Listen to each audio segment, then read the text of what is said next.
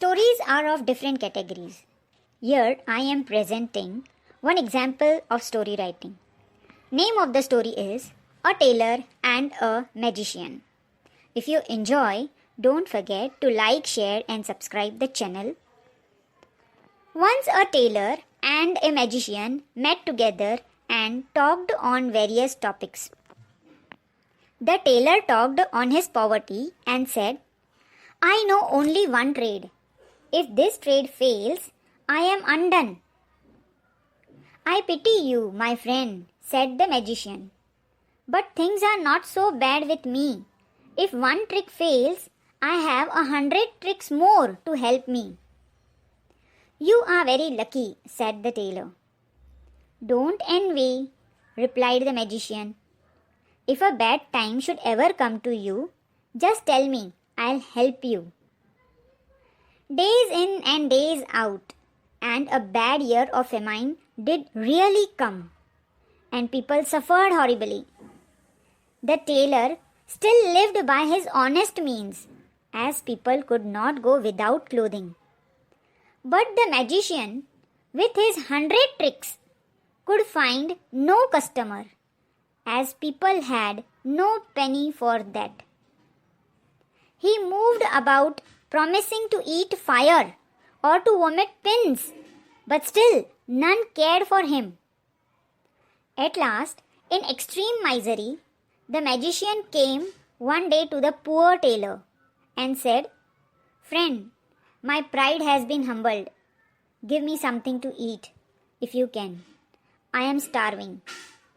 Moral of the story is, honest profession is more precious than 100 tricks. Thank you.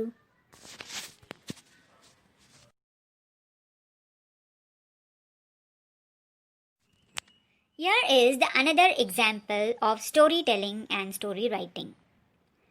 Name of the story, A Clever Judge.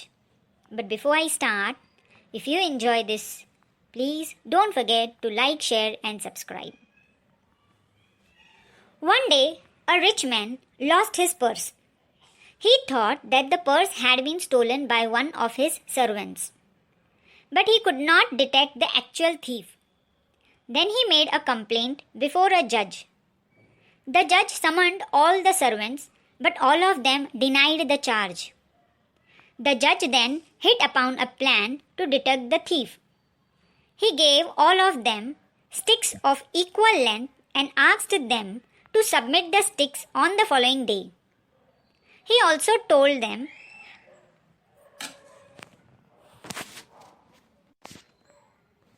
that the stick of the thief will increase an inch by the magic touch of his judgment stick at that time. All the servants went home and kept their sticks as it was. But the servant who stole the purse reduced the length of his stick by an inch.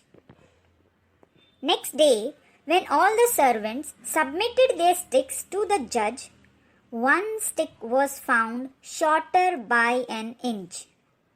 The thief was easily detected and sent to jail. Moral of the story, one cannot hide one's misdeed by tricks. Thank you. Dear friends, if you enjoy, please like, share and subscribe the channel. And here is another example of storytelling and story writing. Name of the story is The English Sailor and the Caged Birds. In a war with France, an English sailor became a prisoner. He was confined in prison for several years. When the war came to an end, he was set free. He came to his homeland and felt very happy. One day, when he visited a bird shop in the market, he bought all the cages full of birds. He opened all the cages one after another and set all the birds free. The bird seller was surprised to see the strange act of the man. He asked him, "Why have you spent so much money for nothing?" The man replied, "When I was a prisoner of war, I always longed to be free, and see my near and dear ones, so I can feel the miserable condition of the birds. I have therefore spent a little money to set them free. Moral of the story: freedom is more valuable than anything else. Thank you. Here is one more example of an interesting story. If you enjoy, don't forget to like, share and subscribe the channel. Name of the story is Newton and his dog.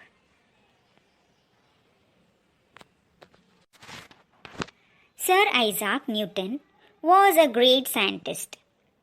He had a little dog named Diamond.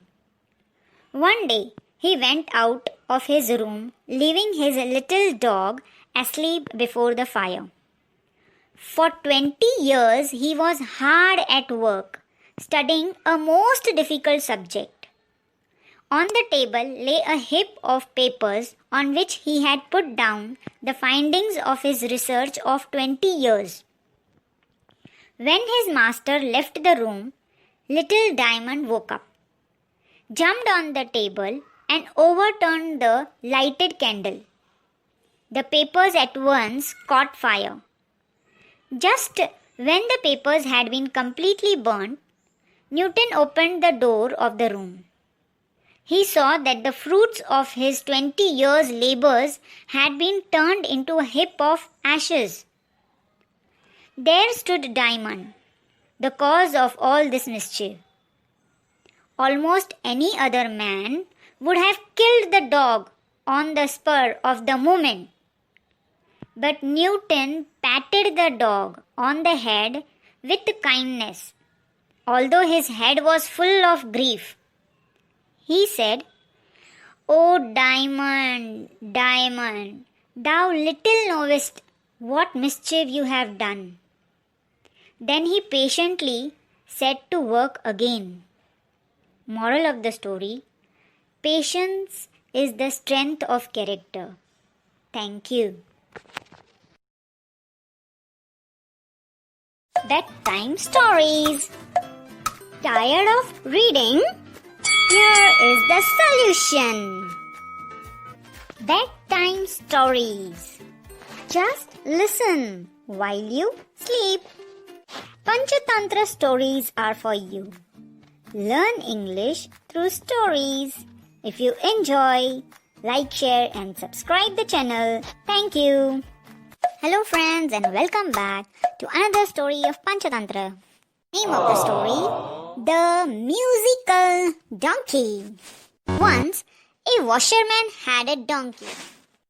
The donkey was old and lean. During the day, the donkey had to carry heavy loads of clothes. But at night, he was free to go about. The donkey happened to meet a jackal. They became friends and wandered together in search of food. One night, they found a garden full of ripe cucumber. They went in and ate as much as they could and came away. The next night, they went there again and ate as much as cucumber they wanted. Thus, night after night, they visited the garden and always had a heavy dinner of ripe cucumber. Soon, the donkey became fat. A few days later, the donkey felt so happy after eating the cucumber that he said to the jackal, "Look, dear nephew, the moon is shining in the sky. The night is pleasant and I feel like singing."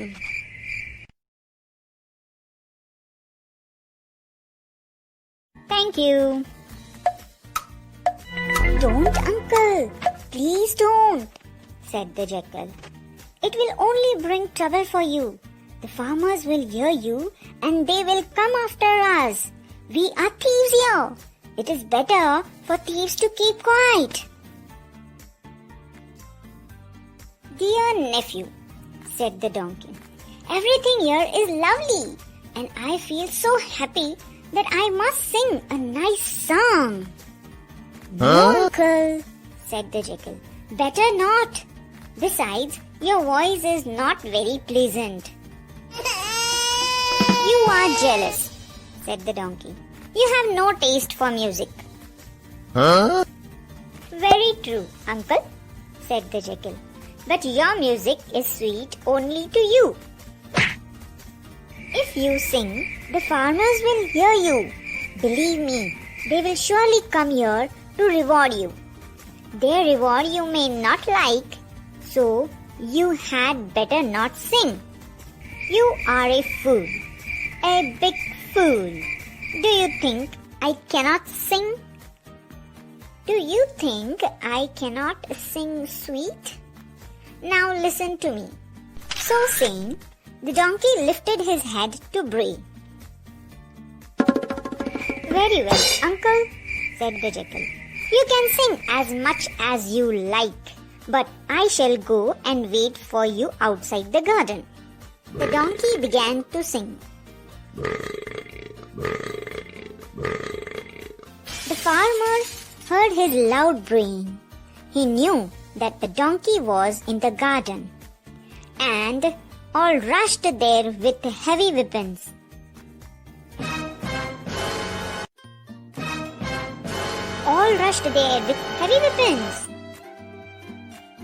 The donkey was still braying when they started beating him.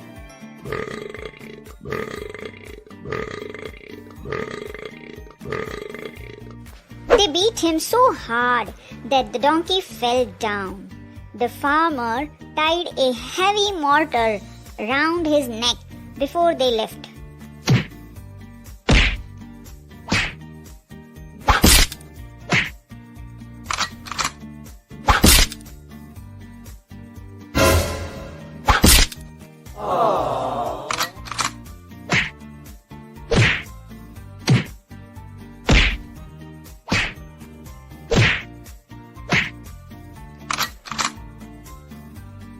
The jackal was waiting outside the garden when the donkey dragged himself out. Dear uncle, said the jackal, so the farmers gave you a big reward for your singing? Congratulations! I am sorry, nephew, said the donkey, that I did not listen to you. So, dear children, what did you learn from the story? Moral of the story is, think before you act. Goodbye, dear children. See you with the next story. Goodbye. Don't forget to like. See you. Bedtime stories. Tired of reading? Here is the solution. Bedtime stories. Just listen while you sleep. Panchatantra stories are for you. Learn English through stories. If you enjoy, like, share and subscribe the channel. Thank you. Dear children, it is not that all the stories have happy ending. There are some stories having sad ending. But nevertheless, we should learn a lesson from it and should take care that we should not repeat the mistake. Here is one Panchatantra story with sad ending. Name of the story, The Loyal Mongoose.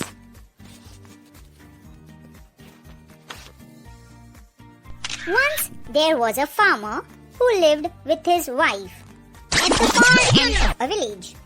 They had a little son and they loved him very much. One evening, when the farmer returned home from work, he brought with him a tiny little mongoose. He told his wife that this little mongoose would grow up and be a pet for their son. The baby and the mongoose both grew quickly.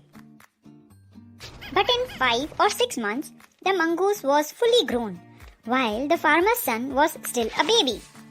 The mongoose was a lovely animal.